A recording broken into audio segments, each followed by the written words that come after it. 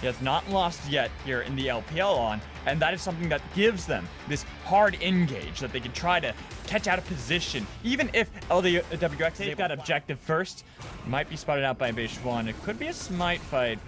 No, they're just going to back up. They're not even going to bother with it. They're going to let him have it. Online. And Beitron, this could be fairly easy dive coming in.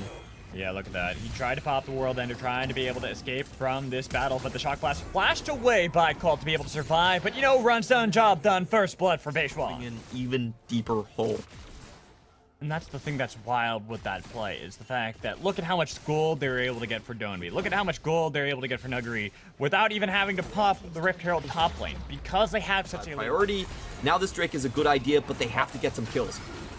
They gotta be careful. They don't have TP on Colt anytime soon. As you can see, the Chaos Sword was able to rip apart Chance, and they essentially just leashed the Cloud Dragon for the side of themselves FPX. Insurance for chronicle diseases when they're not expected to live past 25. So I'm not sure this insurance is gonna get them the win. However, they're gonna try. Chance is trying to make something happen, but got blown up for it, and that. Yeah, and this bot lane is completely unguarded on the other side. Nuguri, I don't think he wants to take that full trade with the Prowler's Claw picked up by Uniboy. But in the meantime, just look at where Kramer actually has to pick up his farm. He needed to defend the mid lane turret, potentially use the culling even, and that just leaves the bot. Really rare to see something like that. That is not something you want to see if you're hoping for that miracle run out of LGD. But right now, Flora, double knockup comes in from Crisp. Huge play to be able to get the flash in for Beishwan. They've got the double kill out of this rookie jungler. They might be able to get more as Kramer underneath the turret dies. 3 kills for FPX. The map. Cooldowns are going to come up in time for Beishwan to continue this chase. You have Flash to be able to get over the wall. Colt is nearby, but might just give up his own life. He's a little too late to be able to help Uniboy. They knew that they weren't going to give Colt the counter pick. That's how LGD drafts. It's either Uniboy or Kramer getting the counter.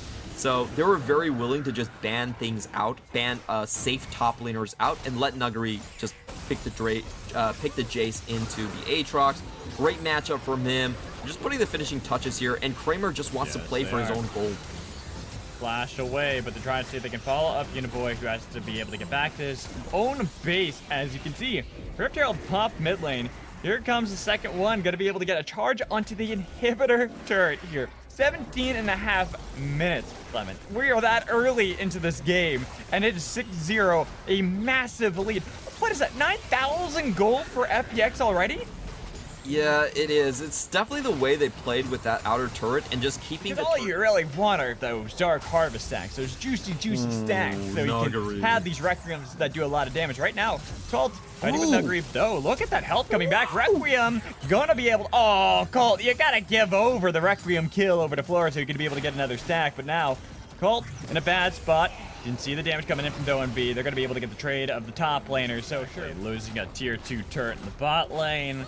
Have no control over the bottom quadrant of the map. Look at these control V1 fights. But right now, it is the dragon started off by FPX. LGD want to be able to get into position. Colt does have TP. Chance blocking down at least one, trying to see if they can take out Nuguri. Flashed away to be able to survive. The Ignite is ticking, looking for the Chalk Blast. Not going to be able to connect. But look at Flora on the other side, dying. No steal. Tried. So close. But now they have to scatter. Have to be able to escape. Colt has found LWX, but the Buster Shot was able to knock him back over to Base 1, looking for the Bear Slap to be able to get the stun. And now Nuguri has respawned in this entire fight to be able to get the assassination onto Chance, getting a lot of damage onto Colt as well. He will fall in the fight, with Nuguri continuing to play aggressively. Gotta be careful because Kramer nearly took you down, looking for the snipe coming in from Uniboy. Gonna be able to get it, but they're gonna lose everyone else. That is gonna finally be the ace coming in for FPX. They have the minions already pushing in mid from Doan B. That is gonna be game 1.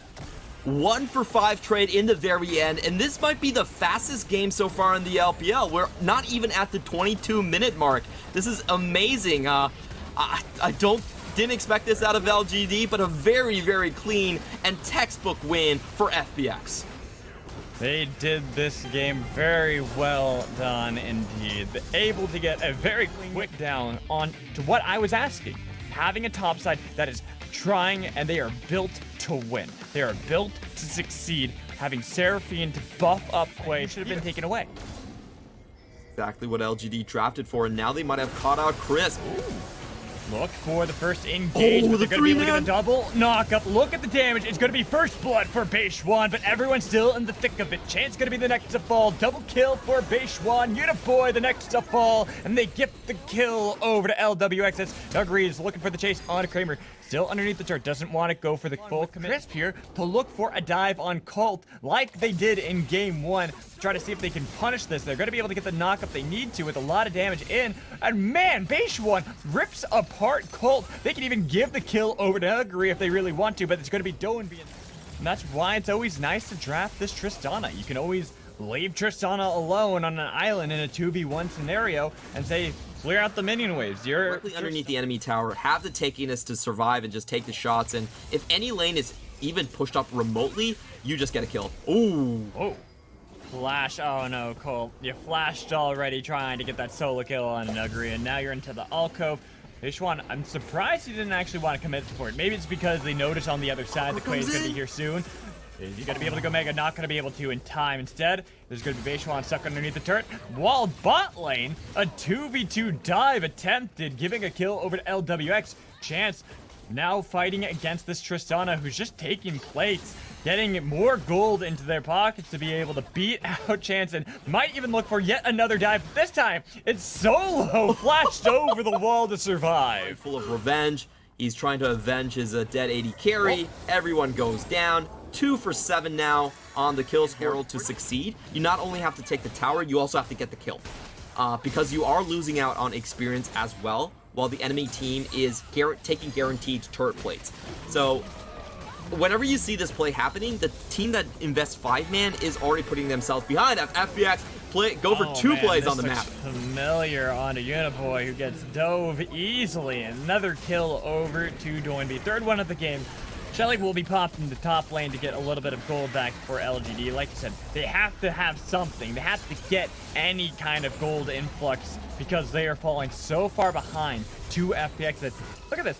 Nuguri doesn't even care. He's by himself. Sure, you have Chance here to be able to get the stun onto him, but he's going to be able to hop away from that one. Had Gnar just in case if you wanted to be able to throw someone into the wall, and he keeps dodging a lot of these skill shots.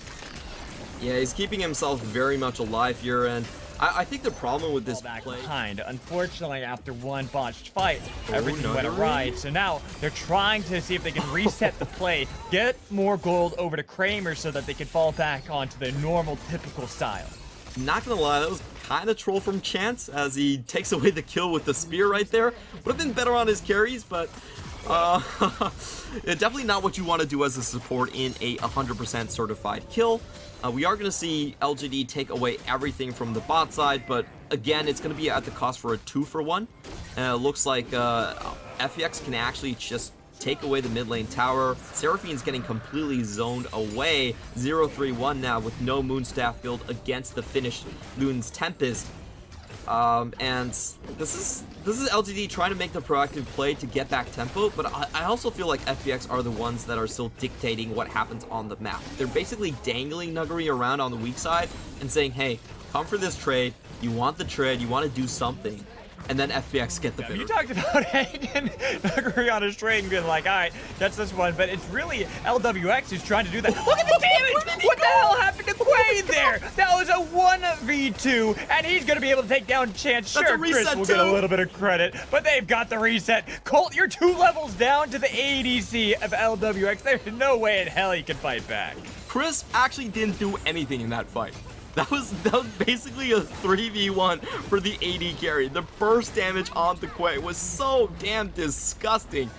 And it's crazy to see an AD carry 2 levels ahead of the solo laners. This is what a fed Tristana will do. Yeah, and keep in mind, we are 15 minutes into the game, the Encore connects, and they have 4 members. They're trying to see if they can lock down LWX, but there's still a lot of damage onto Chance, and they're going to be able to get the first kill they need to for LWX, getting a lot of damage onto Uniboy. He's going to be able to get the heal to be able to stay alive. They threw a boulder at the head of Uniboy. Here's the flash jam. They got what they need to onto Quay. They're looking to take them all down. It's only going to be Cole finally getting some sort of shutdown, with Kramer showing up to be able to battle back a little bit, but it's going to be the inhibitor turret that finally falls. 3-for-3 traded LGD for LWX. He's waiting for that Guardian's Angel. Yeah, interesting play here. Actually turns out quite decent. They get, I think, 1 tower only. but still, that's quite a bit. They get 2. Oh, 2. Okay. And that's still. Yeah, and I want to see how LWX like we still have some AP ratios. It's not the same. It isn't. I remember the days where you Goomba stomped people, you killed them almost immediately with the Buster Shot, and if they didn't die, your explosive charge was a little different. It was the burn effect. That was a lot stronger. The flash from Uniboy. Tried LWX though. He was reading that play wisely and knew what was about to happen. So they're going to be able to crack open yet another inhibitor turret. The final one that remains might be able to get their first inhibitor of the game as well. With LGD kind of just watching on in awe. They don't know what to do at this moment. Look at the damage that happened to Chance on the other side. They're forced back underneath their Nexus turrets here. 19.5 minutes into the game. They're forced under the Nexus turrets. The second inhibitor will fall. They look like they could have gotten LWX there, but they don't have the confidence, even with the damage that can come in from Colt. They don't want to fully commit just yet. Nugri, though, is going to actually try to take the objective. I thought that he might stick around, sacrifice his own life to be able to get the third inhibitor, but instead, they're going to be able to back out of the fight completely. A bit afraid since LWX did get taken pretty low by those shock blasts coming in from Colt. Yeah, and at this point, LWX only has the red buff, so the damage will stick just a little bit. And that's enough to ward them away. That would have been triple inhibitors, so once you get that, it's the double amount of super minions. LGD stay alive for now. Crisp, look at Kramer just going right into the middle of FPX to be able to get the support kill. Colt took a lot of damage from the command attack out of Doanby, but all 5 members alive from LGD, they got the pick they needed to onto Crisp, and guess what's up? It's the Baron. This could be the comeback for LGD. We're seeing Doinby actually going for a base and looking for the TP to come back in. That was a great play from Chance to actually block away Baytron. LWX, this is your time to shine. 2v5. They want to be able to get into the pit. It's going to be the encore onto LWX, but the smite goes over to Quay, having to go golden. LWX still barely alive, flashing away, but it's finally the shock blast to take him down. Shockwave onto 4 members, though. It's massive out of FPX. They don't need LWX anymore, not when you have that kind of play to rip apart LGD. Uniboy, the last member, finally falls. It's an ace for FPX, and that is going to be the series. They're racing against the clock, just 10 more seconds. They could get the record. Come on. Can someone please hit the base? Oh, no, they're not going to make it. Too late. They're not going to be able to make it. It is going to be the game for FPX. They find the ace around the Desperation Baron out of LGD, and they will win 2-0.